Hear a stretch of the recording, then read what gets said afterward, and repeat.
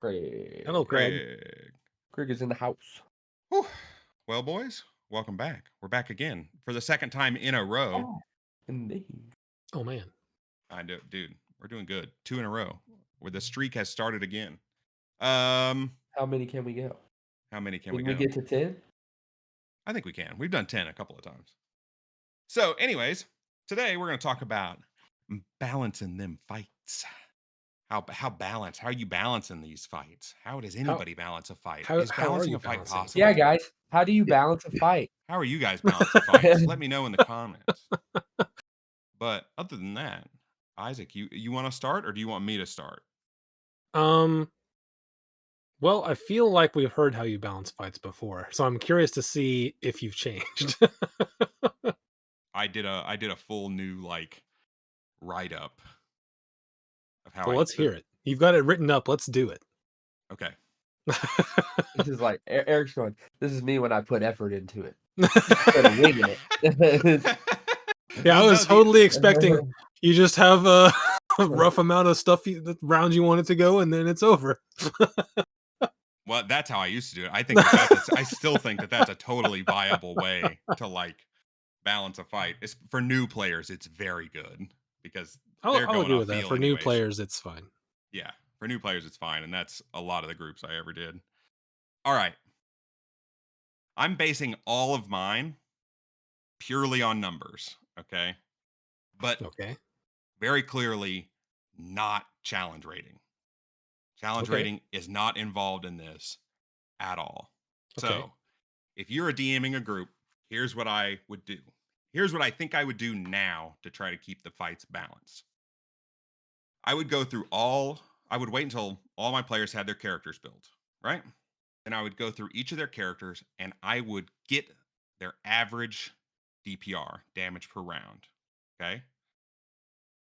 I would take the damage per round of each player, the +2 hit that they have, and their HP. I would put those on like a spreadsheet probably. And then you have an average DPR for each player. Like, let's say it's Monday, we have 5 players, right? So you take a one average for each of how much damage they can do per round, and then you add them all up and you average them out as well as one. What can the whole squad do on average DPR wise? Okay. Okay. The I'm with you. individual, the individual numbers are for balancing multi-creature fights. The big number is for balancing boss fights because the bigger number is what you can expect one target to take per round if All right. everyone hits. Okay. Okay.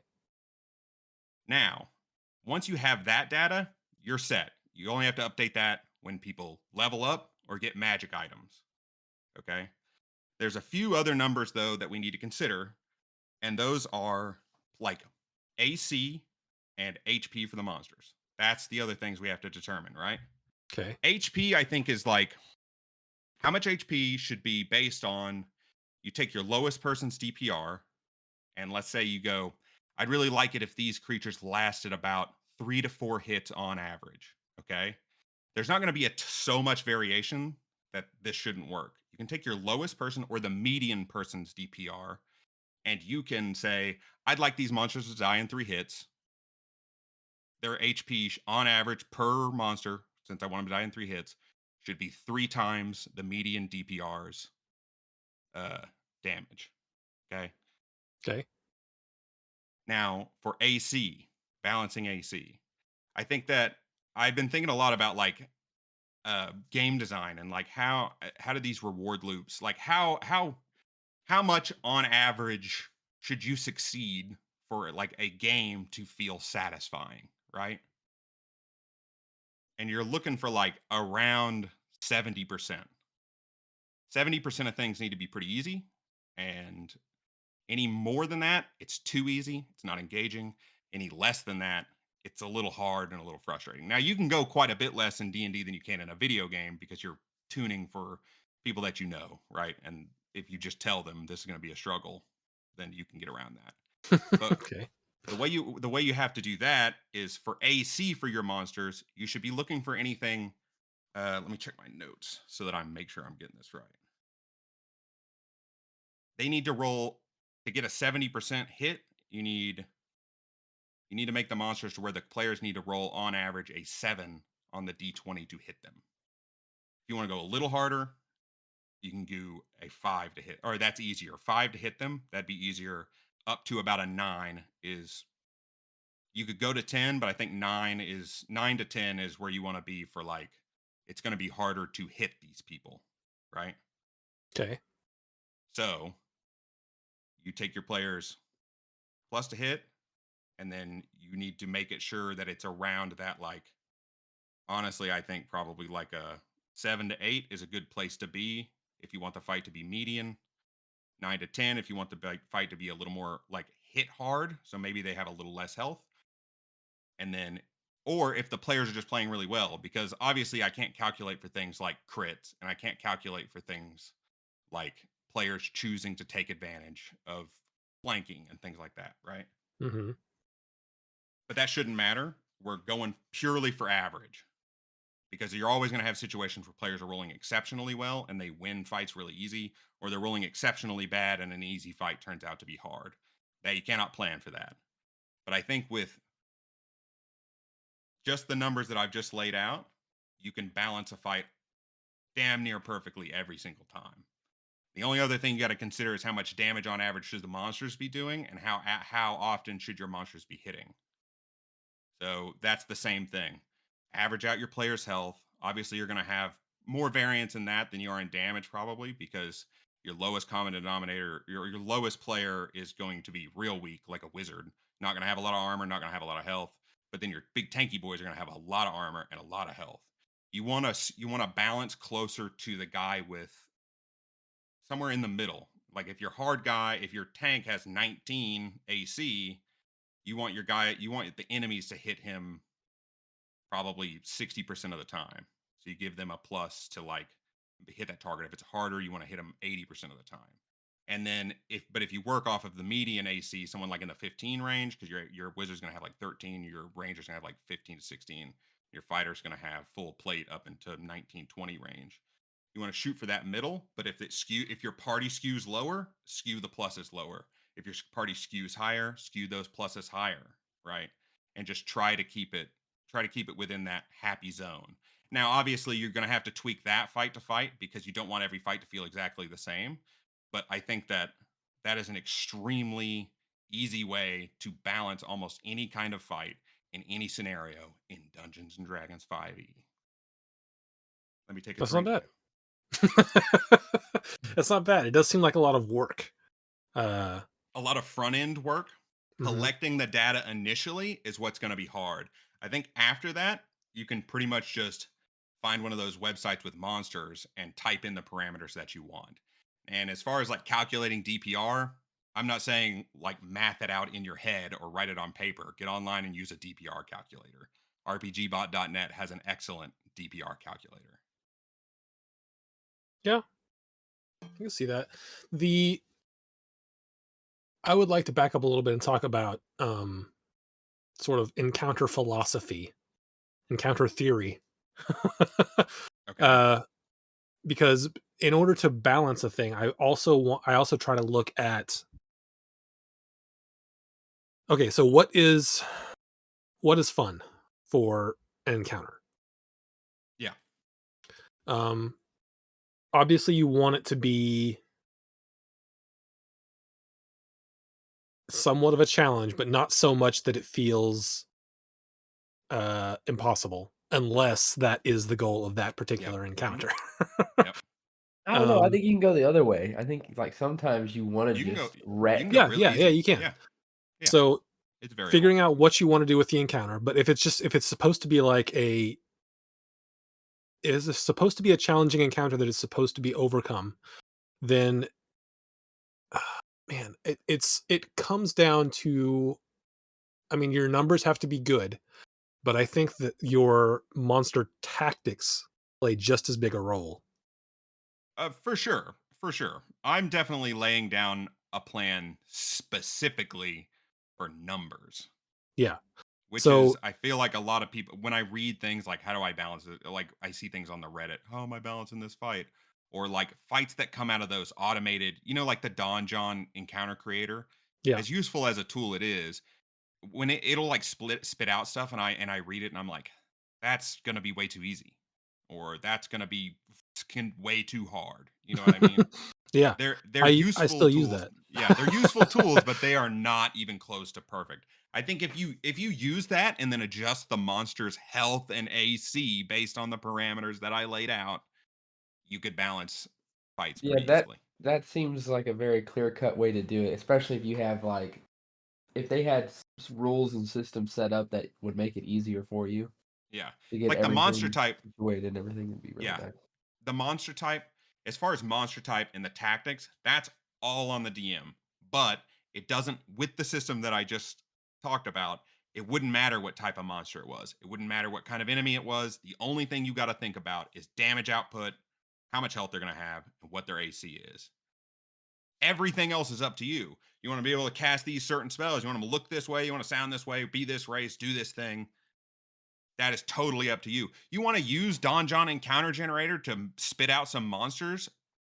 Great, but just adjust their health and their AC based on the data that you gathered at the beginning of the campaign. Yeah. That's good. It's good advice. The downside of that is that it like you already said, it does change every time there's a level up or a magic item Mhm. that you have to then recalculate. Um, But you don't have but to calculate too but it much. works. I think that would Yeah. definitely work. The way I balance encounters is I go to Donjon. I calculate. I say this is how many players I have. They're this level. What can they do? And it gives you the CR and how many approximately of those it's going to be for like how and an approximately an approximate difficulty level. Yeah, yeah, yeah. And then what I do is I throw one of those at you guys Yeah. or like early in the campaign, see how you do Uh-huh. against it. You crush it, like, okay, I'll take it up a box. And then later on you get a harder one. And like but see, like, here's the thing, right? mhm. Instead of running us through 5 test fights to see how strong we're gonna be, you do the calculation at the beginning, and then every fight is balanced exactly the way you intend it to be throughout the entirety of the campaign. That the thing is that's assuming that your character is gonna be completely optimized from level 1 and you're not gonna make any mistakes. No, I don't think that matters. I Yeah, I don't think think it's that an matters at ever all. evolving system because you're constantly updating it as your Yeah, characters grow. it absolutely does not matter how optimized anyone is. It can, if your characters are all super optimized fucking nuke droppers, you can balance for that with this system. If they are pinner level 1 guys that can barely do 1 damage a round, this system can balance for that. Because you're going entirely off of their DPR and entirely off of their health, what they can hit, right? But It their DP scales that's what I'm saying. It infinitely. depending on how optimally they play their characters, their DPR can change. For example, Yeah, okay, yeah, you're talking about so you're talking about something I already talked about, which is the tactics of the monster, right? tactics of the players. And tactics of the players, for sure. If they choose, you're shooting for a median, but if your players, you shoot for a median, right? So shoot for a median on the first fight. You're going to be closer shooting for a median. And if your players turn out to be tactical gods who are like flanking in every scenario and never missing a beat, and they're just they smoke that fight, oh, you go, okay, these players are smarter, are a little more tactically inclined. So you just bump that difficulty by the percentage given, right? Like if Yeah, you're yeah, in yeah. that, you want it, yeah, and it still works, and you have less, you're going to spend less time throwing random creatures and going, all right, I think they could fight 2 goblins, a wolf, and 3 archers or whatever. You would know exactly if they could take those guys in most scenarios, in an average scenario. Now, if your players are going to start to die, then you can just kind of, and you don't want them to die, that's where you kind of fudge numbers just a little bit. But I think overall, this system can balance any fight, anytime. And if you're talking about finding the balance for your group and their tactics, this even lessens the time that it takes to determine that. I think this would definitely lead to more common than not, your fights would have a very great feel to them. Finding that happy medium, and then you can determine if you want it to be more difficult or not. You'd be able to judge that a lot easier You'd using have that. the parameters that you needed to finely adjust instead Being of able just to like see the numbers and being like, okay, I swinging. can use this and this and this to get this result on average. Yeah, that makes it. That's a clear cut thing to see to use. That for me, that for my brain, that fits perfect. And are Yeah, you To well, try balancing? like, and it's the thing that that is the best you can do. Yeah. I believe that. But you can never plan, like you already said, you can never plan for the dice. No, you cannot plan for the dice, Sometimes you just miss like 5 times in a row, but and you can. that will turn the tables. But you can. You can. now the turntables. You can decently accurately determine how often percentage wise people are going to hit, though, right? Yeah, Because you, but like, yeah, but it's yeah. I mean, that is the best you can balance yeah, something. that's the That is best the you can best. balance. That's the most optimally you can do it. Yeah, But sometimes it still doesn't work, and yeah. You know that's what? just random And numbers. that's D and But D, that's right? fine. Yeah, That's That's fine. gonna happen. Yeah, I'm not. Things so will I happen like. in that I drop. aspect, I said. but on average, your fights in your campaign are gonna feel really good And because also, your tendencies are gonna yeah, be more so of a normal back and forth instead of those nights where everyone's rolling nat 20s or everyone's sucking, you know? yeah, and if you balance for the average most of the time in the ways that I laid out, then if on average the fights feel good, then when the players are tactically in the zone and rolling really well, the fights will feel exceptional because you're going to crush a fight and it's going to be like, "Oh man, the last 3 fights were that 70%, or maybe a little like maybe it was a little higher and they had a couple of easy fights, but that's for you to determine. That's like a beat thing. Now we're talking about the philosophy of like how mhm. should at some point balancing a fight is like, I'm talking technical, but you can do obviously like story reasons why they and do the thing where it's like 2 wins a loss kind of, but then you're getting way into the weeds. I'm Yeah, and I feel like you get into the weeds pretty quickly with trying to balance things because we've talked about this before. The fight with Grondo, Yeah, Grondo Tandar. Rondo Tondar. Wreck Like that thing. that was balanced for you guys in a level or two. But that was And an you guys went up exceptional there scenario. and he got held personed and couldn't Yeah. move, and that was It it. would just it just happened to be an So, exceptional scenario, but I don't think that that's outside of what makes that system so good. well, my point is that like because not every spell is a damage spell and not every action is a damage action. Yeah, sure. But It, balancing for damage. yeah, you can balance for damage, but what Yeah. I'm saying is that is the best way that you can balance for damage. And also, But it's still gonna not. okay, It's I still st- you're still gonna have to feel it. I think with this, Eric, you got part one. You know what I mean? There's multiple parts to this, to balancing, yeah. and you got part one, Yeah. which is a huge part, I probably the do main part. I did think about this though, which is spells. I knew that spells would come up. Here's how you would handle spells. Okay. There are a lot of spells in D&D, but at low levels especially, and if you keep track of it the whole campaign, realistically, your players do not get a lot of spells. And you, as the DM, can make up in the same chart that you put their DPR in, or maybe make a little small one so you can constantly keep track of it. Here are the spells that my players have prepared. You have it in D&D Beyond. The data is easily accessible and wouldn't take that long to collect. Now, once you have their spells, you sort them into spell slots, and then you sort them by utility and damage. Damage spells, you can calculate the DPR for those. You can even calculate how often they're going to hit by converting the save to AC.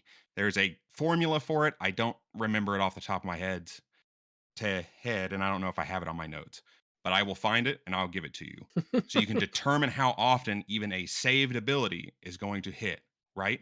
Now, you have DPR for every spell that every one of your characters have. And most likely, the main ones you're going to need are cantrips, level 1 damage spells, depending on how they're playing. If they're playing a utility, you know kind of what spells they're going to be casting. If they're playing a sorcerer with fireball and nothing else, you know exactly what they're doing. They're going to cantrip and they're going to fireball, and that's all they're going to do. So you can just get those DPRs.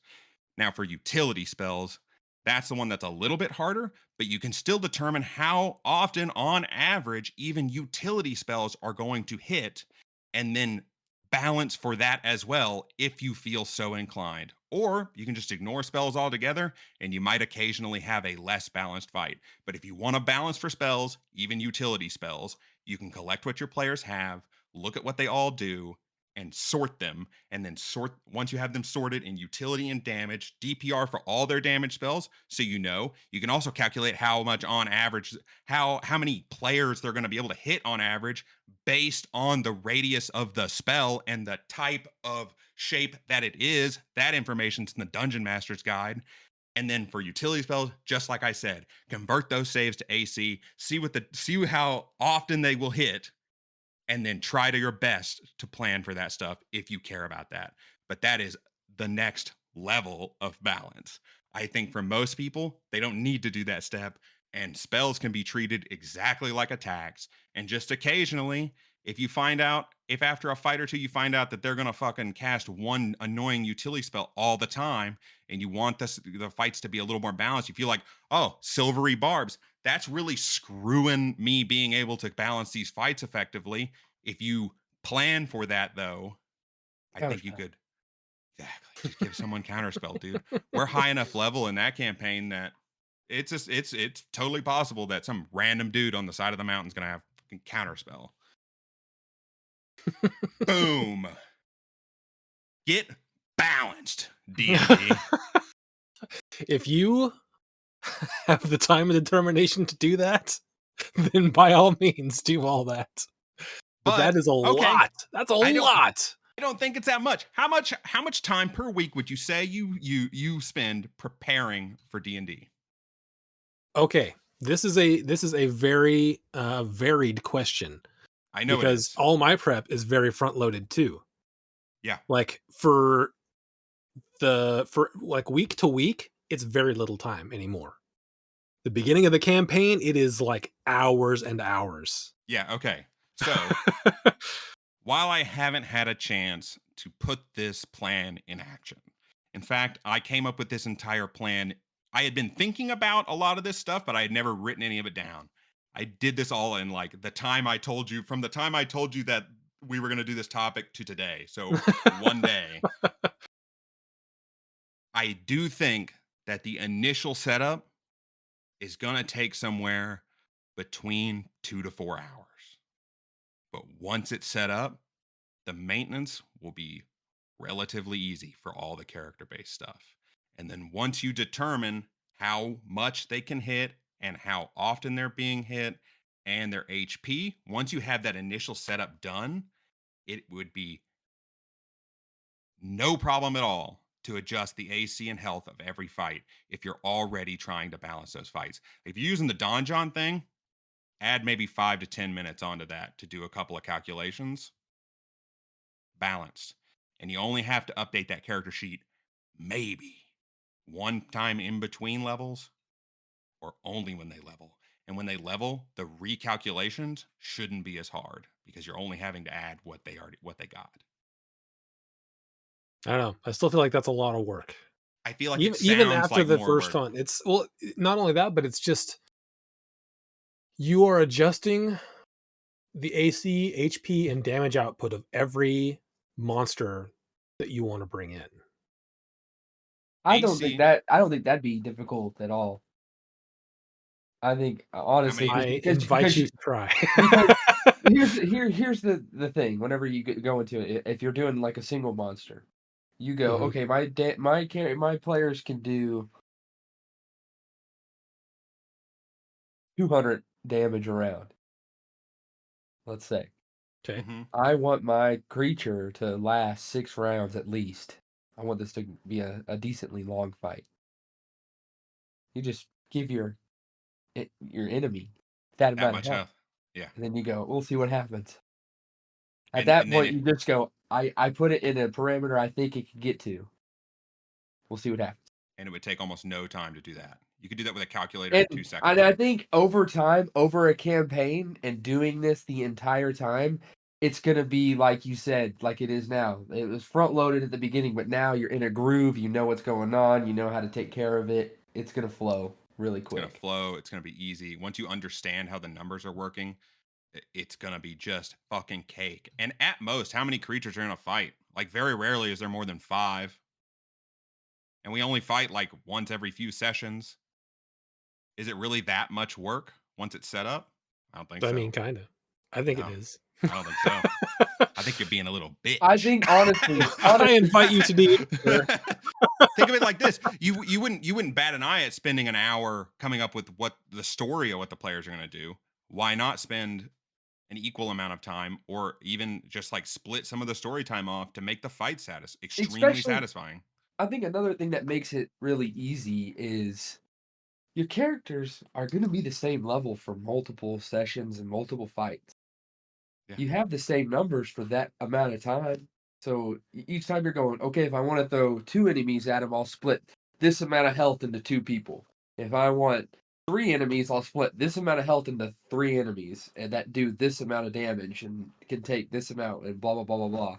I think once you get that flow of everything set up and you have all your parameters, it's just a thing where you just go, okay, I want 3 this, 3 this, okay, I'm good. Let's see what happens. I mean, I guess, but I still think the balance is more reliant on creature tactics than it is on creature stats. I don't think How many times have you DM'd, Eric? I say And for what experienced player base? Let me ask you that. Here's the thing. You're shaking your head at me. I see it. I'm shaking. You know what? You got me. You've DM'd for longer than me, but I know that this will work because we're not fucking speculating. I am talking hard fucking data, son. And yes, their tactics, you know who knows what the monster's tactics are going to be? It's not the players. It's you, the DM, boy. So if you think these guys are going to be a little more tactical, you adjust for that. You adjust the percentages for that. It's not that big a deal. It totally works. There is no speculation. We're not talking philosophy. We're talking numbers, baby. We're And numbers do not 100% lie. talking philosophy because this is not practical knowledge. I think here's the thing. Here's another thing. At first, you might be going, okay, these fights aren't the best, but you're gonna find a way to find a good balance a lot quicker than you would just by going, let me try this one. Think about it. Every time you have a fight, that's new data to adjust the parameters, baby. They are knobs. And once them knobs are calculated just right, you don't have to change them for a while, my guy. Instead of just swinging in the dark with a bat with monsters on the end of it and just pulling it back in close and going, how much damage did that do? And then you swing it again and then you pull it back and you go, oh, my bat's looking a little beat up. I don't know what's happening. And you're drunk and you have no idea what's happening. You have a pretty clear picture of how most fights are gonna go, baby, because most fights are pretty damn average. Not very often are players crapping the bed so hard that they can't roll higher than a fucking 5 or a 6, right? And not very often are they having such incredible nights that they're slam dunking 20s every other turn and everyone is perfectly tactically optimized to duck and dodge and flank and do everything perfectly. But even if Most they of the are, time, after a certain amount of time, boom, you know what they're gonna do. So and you can just up it a little bit more, if amp they're it up having a little bit more, and make it a little harder, and then you'll be like, okay, this fits right for this group. Yeah, if they start crushing stuff, you turn that knob, that health knob or that AC knob up just a little bit, right? Because ultimately, what the monsters choose to do is your decision. Yeah, but what I'm saying is a DM can crush a party with an undertuned fight via if it can be undertuned looking at the stats and still crush a party with different tactics. Well, that's So where as you're going in the fight, you go, okay, all of them are standing together. I know I could blast them in the face with a giant fireball and kill them all right now. But that's gonna piss everybody off. So I'm just gonna slap this guy with a claw. I'm trying to hold this thought in my mind. The only reason that variance like that happens so often is because you don't track any numbers. Because people don't track these numbers is why there is such high variance in the fights. I am proposing that this is a pretty good fucking solution. People have anecdotal evidence. What you're giving me is anecdotal. I have seen fights that do this, and I've seen fights What? that do this. Yes, it's your experience. That's Do you not have the? anecdote. I mean, Yeah, I mean it is. It's your experience. The way that you're presenting this evidence is based on biases of your experience of fighting in D&D, right? But you haven't ever collected any data about the fight. You straight up said you're just rolling donjon, throwing monsters at us and going, "How'd that go?" But if you tracked how much damage everyone was doing, how much health everyone had, and how much damage the monsters and everything doing, you wouldn't have as much imbalance. You wouldn't have as many fights that went way out of parameter, either up or down. You could really narrow that field in. And adjusting it isn't a ton of work. It's just one little knob turn, right?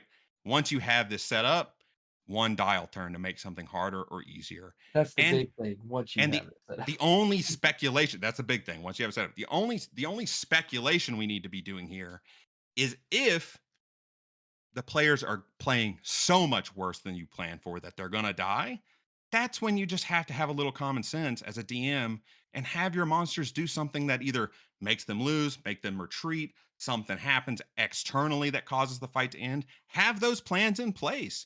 If your fight goes awry and it's a nothing fight, right? They get attacked on by a camp by goblins, that kind of fucking throwaway nothing fight that means nothing for the story. You don't want a player to die to that because that would fucking blow dicks. It would suck. It would suck if you died to a stupid monster that didn't mean anything, right? That doesn't feel good for anybody. I can't imagine it feels good for the DM or the player. Have your fucking backup. Maybe the goblins are attacking and they're maybe smoking these guys. Oh, but there's a big howl in the distance and they pull back because they know that's the Waka Chaka of the forest and they're not fucking with that guy. You have those things pre-installed Waka into the Chaka. system. Waka Chaka of the forest. And boom, once you say that, you introduced a new enemy. It's even Yeah, and there you go. Waka Chaka of the forest. You guys hear about that and you're like, oh my God, that fight was rough. If it wasn't for Waka Chaka of the forest, we wouldn't have survived. We need to get stronger so we can take out the Waka Chaka. And then you go to the next village, and what do they got a problem with? The Waka Chaka has been terrorizing the farms. Bam! I created narrative and balanced your fight. I'm not saying that what you're saying is not balancing the fight. What I am saying is that for the amount of work that goes into that, you can do that on the fly with monster tactics. But what you're saying is I could make my monsters be morons. No. What I'm saying is I can make my monsters be geniuses or I can make them be average. No, For instance, I can have my monsters go and attack your clothwares immediately and they're absolutely. out. They're done. Yeah, absolutely. That's it. They're completed. Now I just have to deal with the rest of the people. But see, now you're on the you're like pushing to the very fringe, right? You would never do that. A smart DM is never going to choose to do that because it's not going to be fun. So that scenario, to cut it out of your mind. It never happens. It's not going to happen. Okay. You're never going to have your monsters be that true. You're never going to have your monsters be that smart for the vast majority of D&D playing. For the vast majority those of are the moments average. where it's like, this is the boss fight. So the boss is like, yeah, I'm Super going to smart. kill all of you. I But am smart. I know what I'm doing. I kill people. If you know he's going to be smart and you know he's going to go for the clothies and you know he's going to try to smoke everyone, you turn his health and stuff down just a little bit so that he still dies on average in the amount of time that you expect. Pew, pew. Balances for the clothies. Balances for tactics. In those fights, if a death happens in those kinds of fights, it's like, that's okay because it was life or death situation. That's fine for those deaths to happen. Against a big boss, that's when you expect someone to die, right? Sure. I'm telling you, Maybe not this expect, but like if you it were happens, it's yeah, like we it's knew not the yeah, risks. exactly. Whereas if you get pummeled by goblins, you're like, man. They're like, man, I just defeated fucking Cthulhu 2 weeks ago, and I got killed by a goblin who got 3 nat 20s. This is bullshit. And I couldn't hit the goblins because I was rolling real bad. I mean, those scenarios happen, but you can't use those like fringe scenarios to like discredit the fact that this shit would be balanced as fuck. And once it's set up, it wouldn't be that bad. I'll set it up for you. Tell you what, I'll set it up for our characters in our campaign, and we'll talk about it on the next episode. I'm sure there is holes in this. It's definitely, it was put together Work pretty in quickly. progress. Even though I've been thinking about it for a long time, when you write stuff down, your ideas change. Yeah, I mean, I can tell you where the holes are, but I also know that there's no better way to accommodate for them. Yeah, that's what I'm saying.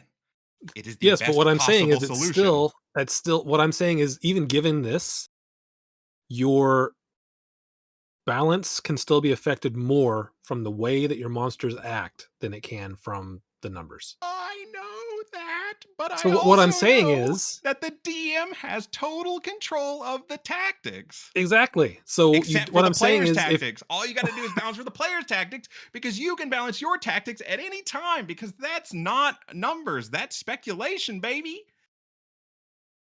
I am balancing nothing but numbers. Yes, you are right. That will not balance for tactics. But that's on you. You got to do that lifting. And you got to do that lifting whether you're balancing it with my system or you're just throwing monsters off a shelf. You're going, here's the monsters on the end of the shelf. They'll fight those. And then you're doing that tactical decision in the moment anyways. Or you have an idea that they're going to be tactical or not tactical before the fight, especially if it's a planned fight. So it doesn't, it's it's it's there. I think it's already perfectly fine. It could be some tweaks, but you can never ever perfectly plan for the scenarios you were talking about. So they are outside the scope of the system that I have talked about. But using that system will get you to a happy place, I guarantee, significantly faster than not doing anything at all. And I want to push even further.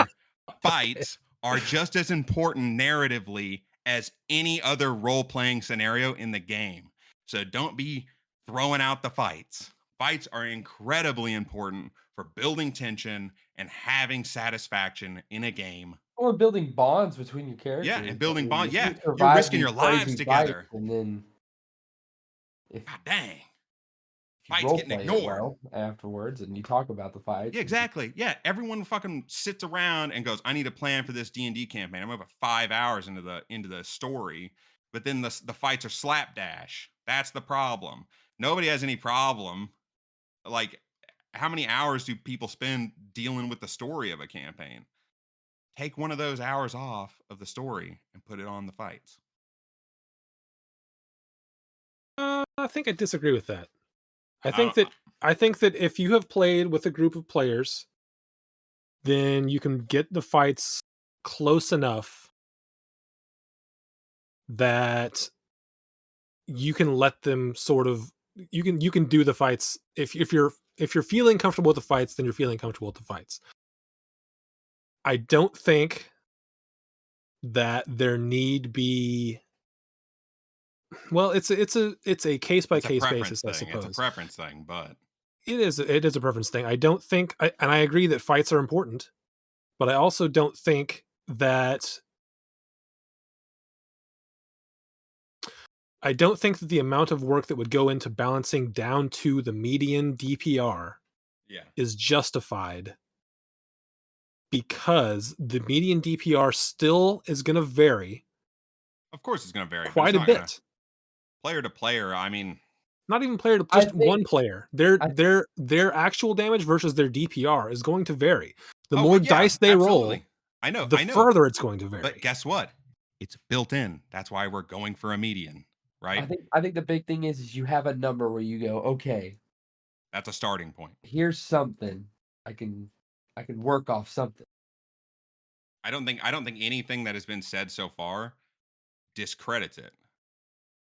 No, I'm not trying to discredit it. I'm just saying that it's a lot of work that I don't think is necessary to get a result that you are happy with. So No. It's not necessary to get a good result. You could come at this a million ways, This is but just one way. this is one yes, way, and I think it is an extremely solid way to do it. I agree with you. If you're trying to do it as, I mean, mechanically, it's the like if That's you're the looking first at it step. from Mechanically a balanced. if your goal is to get as close as you can to uh the numbers. I mean, it is mechanically perfect, or Me- as perfect as it can be number wise. yeah, But mechanical balance is the first step in balancing. Even if you're right. talking the things that you can't, like if we were talking tactics and stuff earlier, but honestly, a foundation of good mechanical data and how the mechanics of the game, which is like clearly defined, having those mechanics set in place already makes the process of flavoring it easier as well, because having a foundational base is makes it so much easier to do the rest of it. I Yes, could, I mean, I could things see can that, vary, but but like a mechanical base, knowing that on average it'll take this long, or on average it's going to be this hard.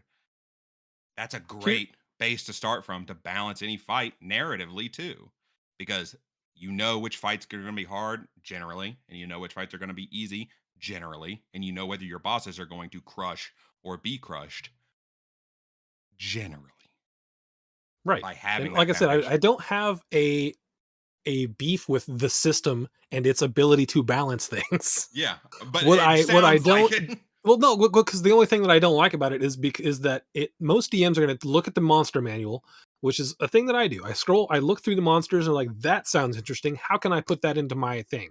If I need to reskin it, I can do that. Ah! What was that? Did your headset just freak out? Turn it off and turn it back on. Did you try turning it off? That number one step.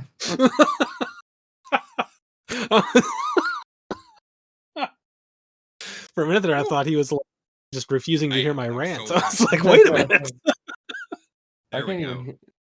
There you go. Okay, That okay. was my head. That was a problem with my headphones, and it Yeah, like we know. blasted me with 100% volume static. Yeah, like I was Like, telling Joe, what I the thought, heck? like, for a second there, I thought he just refused to hear my rants. Like I started going in on it, you went and took your headphones off. I was like, fine. Listen here, you mother. No, I was just like my ears were exploded with volume, and I was like, "Oh God, no!"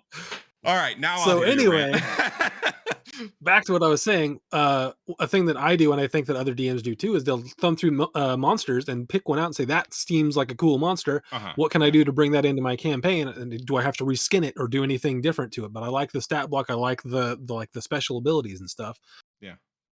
And when you're doing that, it adds steps to every fight that you make if you have to then adjust the HP and But I AC based on a formula. but I think that you just stated almost exactly what I was saying. You're looking for a monster that fits not only thematically and you think has cool moves, but you look at their stat block, baby. You're already taking the time to look at these numbers. It's not that if you like the monster thematically and powers, and you're already looking at the stat block to see if it can be worked in, guess what? Worrying about whether it can be worked in, that part's gone. You could work any monster into any fight at any level. Yes, but again, it's going to take more time. Every time you have to do it, you have to, Well, because I can pull up a monster and be like, bam, there's my monster. Let's go. I have the stat block ready. yes, It's not something that yeah. I I'm have to not. then go in and tune and then find it again. Yeah, It's but just, I have it. It's right there. if you're setting up an important fight, you're doing work already, anyways. Yeah, sure. Your little flash mob fights, you'll understand how to balance those better with this system once you start using it, right? Because you'll already know what monsters fight about that good, and you keep them in a little ledger, and boom, I know they can take 4 goblins, and it'll be a decent little fight. And you can scale all your other stuff. If it's a planned fight, you're already looking for the monsters, putting them in, and going, okay, this many monsters, they're doing this many attacks. Do I think that the players can beat these guys? Right? You're already doing that process. So I don't think it's And much more of an ask to go, I really like having these monsters and this guy as like the mini boss of this fight. I've chosen these monsters. I like the way they look. Now I'll just adjust the stats. So instead of going, no, that monster doesn't quite fit stat wise.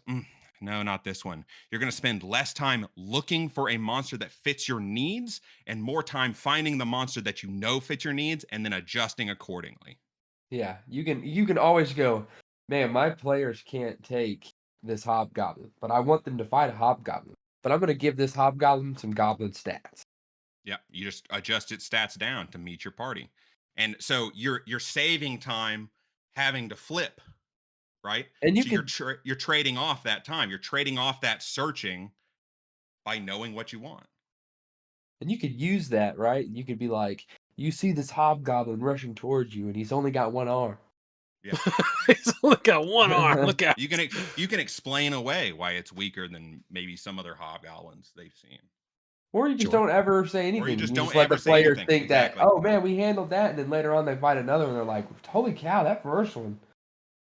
Y'all remember that? Why was this one so hard? And also, That's another thing for players to just be like, man, what's going on? And I actually don't think that problem would almost ever come up. Nobody would think about it. Nobody would think about it. Yeah. If you fought a hobgoblin at level 2 and it was difficult, but you beat him, and then you fought a hobgoblin at level 10 a year later or 6 months later, you're not going to remember that one fight with the hobgoblin from the beginning. Especially if you like wreck the hobgoblin. Maybe if it was like an intense fight, you're gonna be Yeah, like, you'd remember it. Yeah, but if you just took it out or it's just an average fight, they're not even going to remember it. And you could bring the same monster back with increased stats. Okay. Well, a thing I would like to talk about is encounter design as it applies to balance. Okay. So, and this is the thing that I've been trying to introduce into the campaign we're in now, and you guys can tell me how you feel about it. But I've been trying to introduce this. The most blatant use of this was Ivia's dungeon. Okay. And I've been trying to introduce monsters where one person has a specific thing to do. For instance, yeah. The dark side thing, where Joe's character was the one who basically controlled when the monsters could move. Yeah. That is a thing that I've been looking into trying to do more often. Yeah.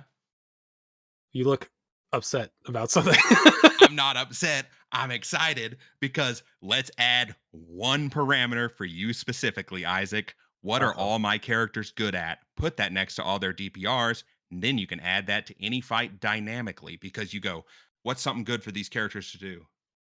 Okay, I know that he's good at that. Great. Boom! I love everything about it. I really want your system to work as well as you think it does, but I have a feeling that I know. if you try it, you're going to be like, this was a lot of work and it didn't improve things that much. I would love to try it. I want to try it so bad now. I want to just like set it up and get it working. Because every damage die you roll is such a variance. Like there are some things that the DPR is going to be far narrower. For instance, like for all non-magic classes, it's really easy. Well, that's not even that true. Based on your gloves and stuff, that's like 3 dice you roll for a single attack. That can be anywhere from 3 damage to what is it like? It's 2 D8s and a D6. I know. So 16 and 6 is. You're right. 20, but guess what? Between 3 and 22 is a big difference. I know. But guess what? By the nature of the universe, there is an average. And yes, it will escape those parameters. but most of the time, baby, you're going to be doing pretty good. Anyways, Well, it's not. the thing about let's go back to Okay. what you were talking Anyway, about. so yeah, that fight in Ivia's dungeon had it hadn't been completely about like set up with all stat blocks and stuff, because Yeah. I knew you guys weren't going to be there for a while, so I sort of had it on the back burner. But the Yeah. idea of, as soon as Joe told me that one of his Eldritch invocations was Devil Sight, I'm like, I could do something cool with that. And Yeah. I threw that in that dungeon, and that's been there since like the beginning of the campaign. That particular mechanic, and that's super awesome. It was awesome. It was fun. So that's what I'm trying to do. I mean, I mean, and maybe you guys feel differently, but I feel like the balance of the fights has been about where I want it for just about everything. Oh yeah, the fights have been really good, except for when Vonic grabs stuff and it doesn't ever move. Yeah, that's And why I was like, this thing but is those- gargantuan but and don't get me can't be wrong. grappled. Don't get me wrong. In those moments, it's Eric rolling extremely well, and it makes for incredibly epic, never forgotten moments. Yeah, like catching a dragon that out of the air. That campaign. was awesome. Like, That's how the can you ever extreme. recreate that? And that's something where it's That's two the characters extreme. together are blasting you up, making you huge. Yeah, yourself exactly. Yeah, and it's another taking a lot of character. effort. And Yeah. then you roll nat 20, boom, crack that dude down. That was awesome. Yeah, those are the fringe. That's the fringe moments that you can't that's the prepare moments for. where you're going in the back end of it. You're going, all right. I already did my planning. I know I have this. I think this is going to be about around this many rounds. The end of it, if it ends in 2 rounds, you go, man, they smoked me, dude. You guys crushed me. But That was awesome. just keep track of the dice they're rolling. If they're rolling really high, really way higher than average, you know that it was a fringe case. But I do think that having fights and having dungeons and stuff that have a specific thing for one character to do is awesome, because that puts one character in the in the limelight for just a little while. At the end of the day, your main goal is not that the fights are too easy, because you're going to have fights that are going to be hard because characters roll bad. Yeah. Even easy ones. You're going to have those eventually. Yeah. The biggest thing that you're balancing for one thing, and that is to not kill every party member. You're trying not to murder people. And you're not trying to kill a lot. Your biggest thing, you're trying to avoid multiple deaths in a fight, unless it's a big ender fight, right? So Yeah. the biggest thing that you're trying to do is just avoid death. Make it difficult. Maybe people get downed. People can go down, and that's another thing. People can go down. You can't be afraid to down people, because you get death saves, and if you have a decent party, they're going to be going to save them. Yeah. Yeah. You have to. You also have to rely on your players and know, like, hey, look, if you guys don't try to save that's on you guys. Yeah. I balanced this for to be difficult, and it was, and you guys didn't help your friend. And sometimes your players just go and attack shit that you've been trying to warn them to not attack for 2 sessions, and then you have to make a one-shot where they rescue their characters. But see, and that was epic. How amazing that was great. Is that moment? That worked out great, and it wouldn't have mattered that he was balanced for us in 5 levels, because it didn't matter in the end anyways. You created a nice little one-shot for us to go do something else. So, and those are the moments where I'm sure at the time you're going, dang, dude, this is going to be difficult. But it's also got to be exciting, because you're going, this is getting wild. I can't believe this is turning out like this. Oh, no. For me, that moment when you did that, I was like, I was incredibly curious as to how that was going to end up. I was like, there's no way they're going to beat this. It's not possible for them to beat this guy in this place right now. Yeah. So let's see what happens. Let's let the dice tell the story. And it made for a very cool moment, in the sense of we lost. Yeah. And our characters needed that in that moment, because in that campaign we really won a lot. And we needed you need a humble moment, son, because you ain't ready for this. And we got one. We got one. That was that was fun. Because I was as we were playing that session, I was like, how can I get them out of this? How am I going to be able to get them out of this? And I was like, well, I don't know yet. That's all. And sometimes you have to go, listen, you make your bed, you lie in it. Yeah. I'm not trying to kill you. My goal is to not kill you. Everybody knows that. We know you're not trying to kill us. We're trying to make a story. But if you chop your own leg off, you chop your own leg off. Right? I'm not going to give you your leg back. No, it's you chopped it off. What? I wanted You robot can't- legs, Isaac. I wanted robot You legs. can't retcon it 3 sessions later. You decided to chop it off. Yeah, exactly. There's ways to help save them in most moments, but if you're in a deep fight and people are getting hurt and a character makes a vital mistake, Yeah, that's times part of where it.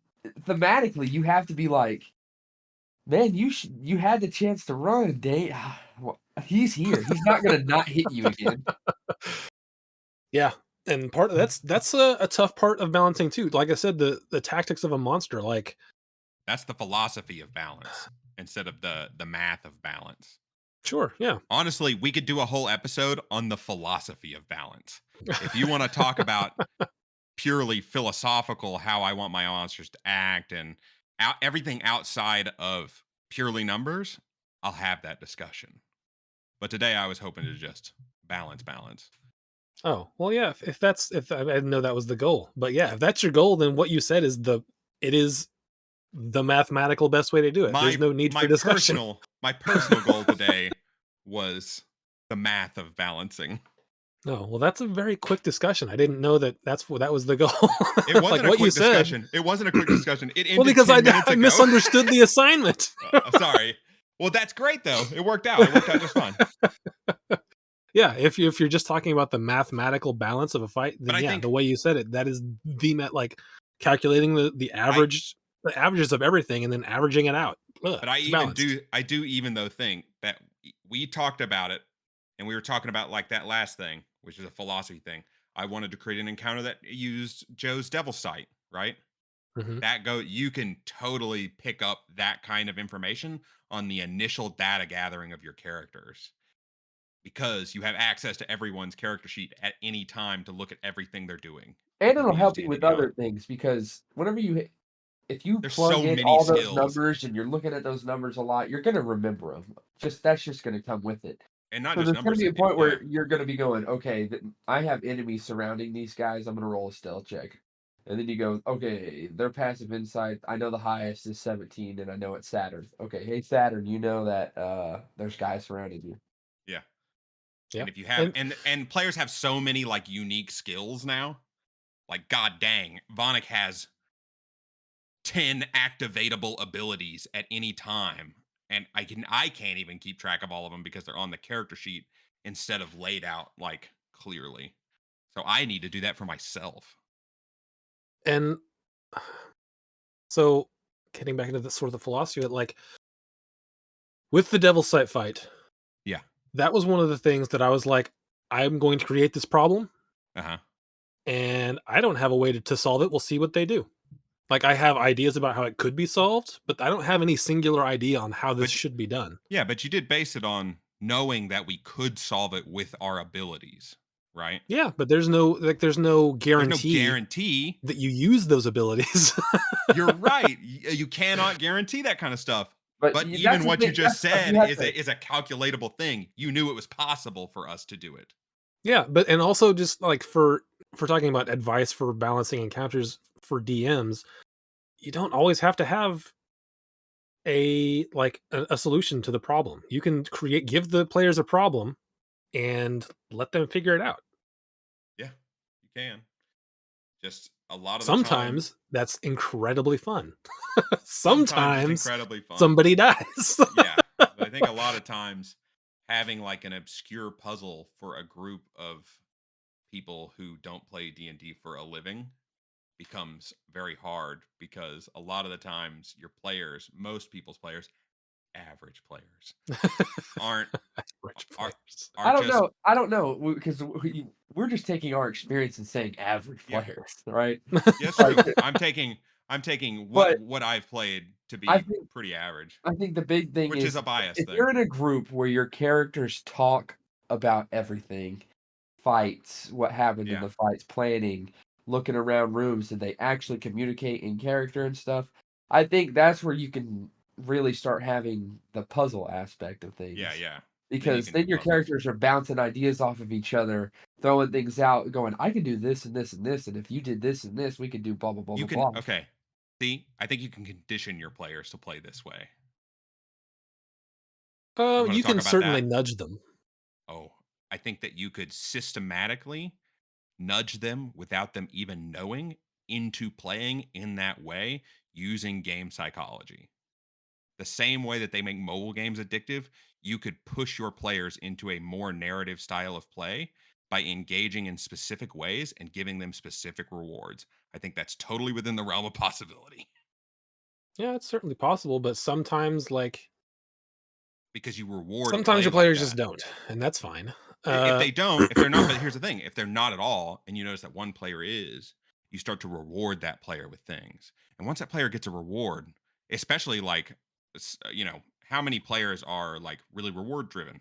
A lot of people, aren't, they're playing because they want something. And if someone gets something, they're like, maybe if I start doing that, I can get a reward. You know what I mean? And you hand out little bonuses every now and then, and you condition them over the course of 6 months of play. If your session lasts long enough, then ours do. Ours last for months and months and months. You could Years. definitely years. You could condition your players to play in a specific way by just changing how you engage narratively with what they're doing. you got to be careful with that too, though, because like, You I can't give a don't big want reward. anything to become like routine. I don't want anything to become like, oh, well, the solution for that is easy because this is what it always is, or this line of thinking is what it always is. Like, Ivia's dungeon again, the quiet room. Yeah.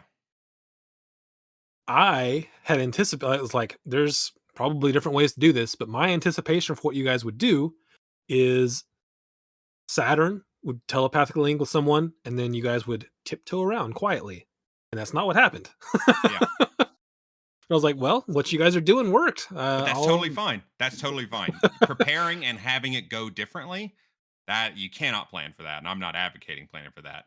But having a plan for them in your head that they could use to get through it, at least a couple of options is oh good. yeah, And if they find it, I always have options of ways to go, but yeah, like yeah, yeah. Then I never we're not want in disagreement, baby. one of the things that I sort of did early, like in the first campaign, early in the first campaign was I would be set in a way a thing was supposed to go, and if you guys didn't do it that way, Then you panic. something Yeah, bad would happen. that's And I just was experience.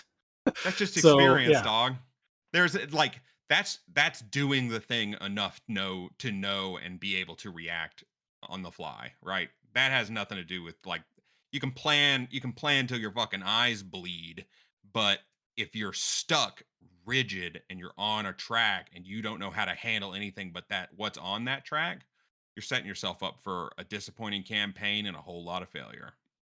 But that's just experience. And then, like, if you have good players that are your friends and like, and it feels railroady or it feels bad, like having maybe like every couple of sessions getting everyone together or right before a thing, hey, could you guys show up 10 minutes early? Hey guys, my group, how's it going? How do you think the fights have been going? Now's the time to let me know if things need to be balanced a little bit differently. Things to me, things have felt like this. How do you guys think it's going? Everyone gives a little bit of feedback, boom, and you adjust and go, baby. It's just about communication. All of Yeah, Dota, yeah, baby. all of D&D's problems are about player communication. I feel like Everybody's problem is about player I communication. don't think you have to limit that to D&D. That's just pretty Everybody's common problem in across life everything is yeah, I always. know, yeah, but like so many questions about D&D come down to like just ask or experience, you know what I mean? Yeah, So, experience yeah, is a big is experience is a big one because it's someone who knows how the yeah, it's game always works and is underrated. playing well can do a lot compared to someone who doesn't fully understand how the game works and how the mechanics interact. You know what I mean? Even past that, just like that's wisdom is the difference between knowledge and experience, right? That's the Yeah, saying. yeah, So whenever I first started DMing for you guys, I mean, I still don't know all the rules, but I knew the rules better than some of you players who had been playing for a while. Yeah, because you have you dug into the technical aspect of it. Yeah. Right, that's what I'm saying. Yeah. That's like that was as prepared as I possibly could have been Yeah. for never having done it before. Yeah. But now having that experience, I can look back and be like, "Wow, I wouldn't have done that again." Yeah. Absolutely. But that's purely just experience. And that you can still use, like, you can do whatever you want, but yeah, that's all experience. I Yeah, don't that's you one of can't those you that's can't one of those plan for things where you that, can't but you can't teach someone something that they aren't ready to learn, and that's how experience works. sure. But this system I don't think is for like, if I'm going, I'm DMing my first campaign tomorrow. You don't bust out the charts and start balancing fights via percentages. You know what I mean? This is for DMs like you and Michael, who have DM'd a lot and understand how to balance intuitively. This is just we're in like this just balances it mechanically very nicely. And the intuitive parts, you can do all on your own on the fly, baby. Sure. Alright, are we good? Ooh, ooh, ooh, ooh, Did we touch ooh. everything we Yeah, wanted to we're touch good. there? I think we touched. Okay. We touched everything. We touched Ooh. everything.